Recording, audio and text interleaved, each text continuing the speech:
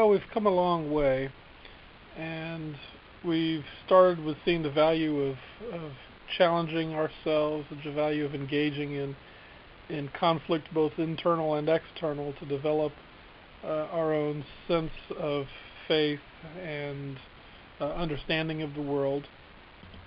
We see the value of just knocking everything down, starting from scratch, and building things back up brick by brick, and examining each individual brick as we go along to make sure that it fits in properly with all the others. Now, so far I've used my own conclusions as an example of what's possible to achieve with this particular outlook, but more importantly, we've looked at the tools necessary to compare and contrast, to find what is good, to separate the wheat from the chaff, take what's good and disregard the rest. Now, in this long drawn-out process of destruction and reconstruction, I did reach some conclusions for myself.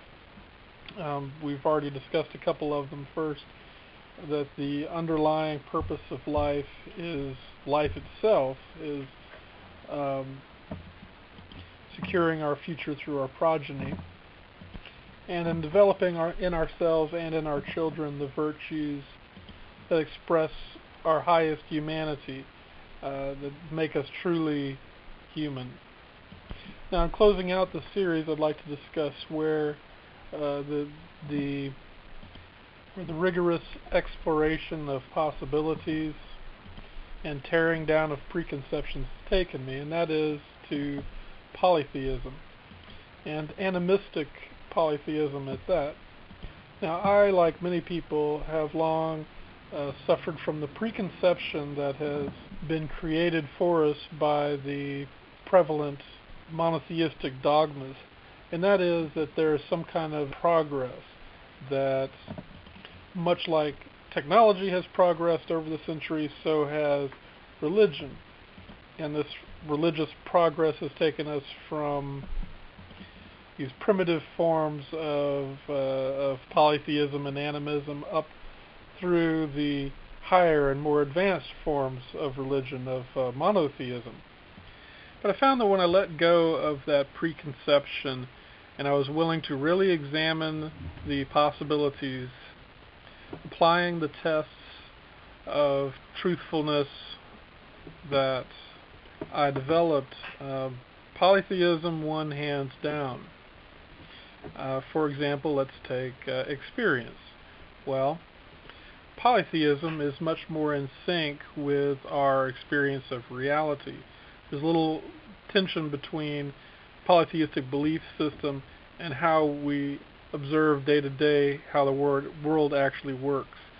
In a world of randomness and violence, a world of good people not getting good results, in a world where hurricanes and floods kill sinners and saints alike, we very easily see that polytheism fits the facts much better than monotheism does.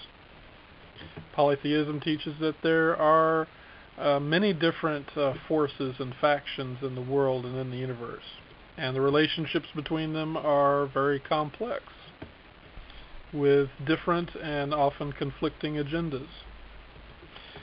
Second, when we look at reason, we see that polytheism allows for the full expanse of human reason and does not have any areas that are marked off limits.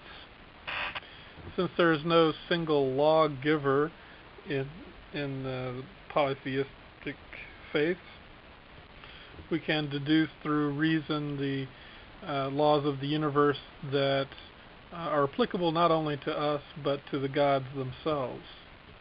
And as for the last test of intuition, well, polytheism wins hands down again. I remember from a very early age feeling an intuitive discomfort with Christianity, in that it seemed to me that there was nothing that could ever justify eternal torment for anyone, for any reason. So intuition tells me that it is right to honor the gods of the Tua De Danann.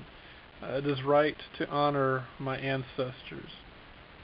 It is right to live a life as virtuously as possible and to try to instill a sense of virtue in my children. It should also be added that I find that polytheism allows for an expression of virtue that is simply not present in the monotheistic religions. Our relationship to the divine, for example, I consider much more virtuous. To monotheists, divinity is like a father or maybe even a mother to which they relate to as a small child does. Polytheists normally do not relate to their gods as children. They relate to them as adults. And we turn to our gods as if they were wiser, older, more experienced adults who are worthy of our honor. Also, polytheism gives us a better model with which to relate to nature and the natural world. We don't see ourselves as sitting above nature as stewards over the natural world, Lord and commander over everything.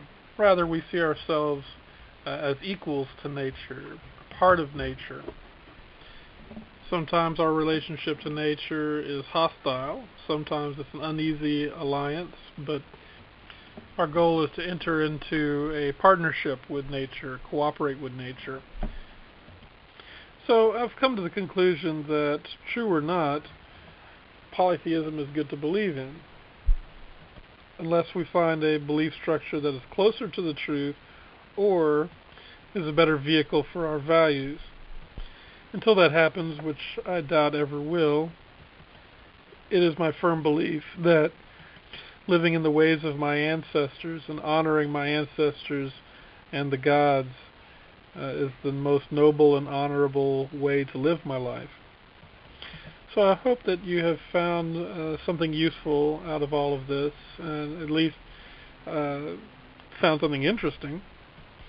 And if you have a question about Druidry, about how one might live their life in honor of the Tua De Danann, or something else that they would like to ask a Druid, feel free to send me an email to fiakari@cypressnematon.org, the subject of Ask a Druid, and may peace and the blessings of the gods go with you.